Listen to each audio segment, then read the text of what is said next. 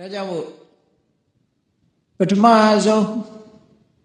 ကိုနည်းနည်းမနဲ့လင်းလာတဲ့အချိန်ကစပြီး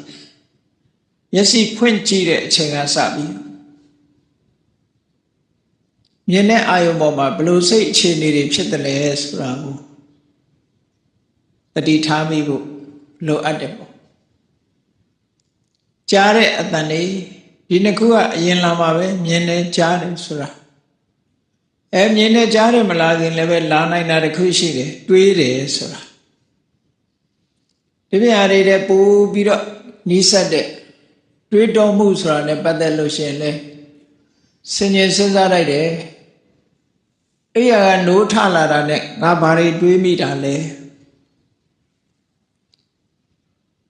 စဉ်းစားဆင်ခြင်ပြီးတော့လောဘနဲ့တွေးတဲ့အတွေးတွေလားဒေါသနဲ့တွေးတဲ့အတွေးတွေလားအကောင်းဆုံးအကြောင်းကျိုးကိုခွဲခြားသိနိုင်စွာမရှိတဲ့မောဟနဲ့တွေးတဲ့အတွေးတွေလားလို့ဆိုတာ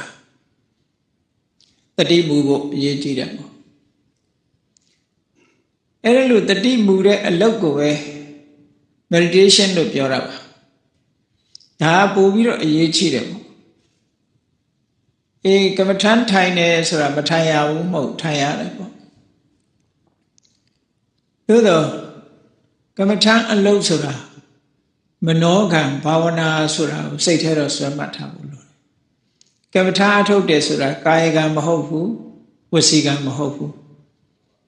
ပါဇက်ကပြောရတဲ့အရာမဟုတ်ဘူးခန္ဓာကိုယ်နဲ့အင်းနဲ့အားနဲ့အသုံးချပြီးလုပ်ရမယ့်ဟာမဟုတ်ဘူးပါလဲလို့ဆိုရင်စိတ်နဲ့လုပ်ရမယ့်အလုပ်ဖြစ်တယ်လို့ဆိုတော့ခန္ဓာကိုယ်ရဲ့အနေအထားဘယ်လိုပဲနေ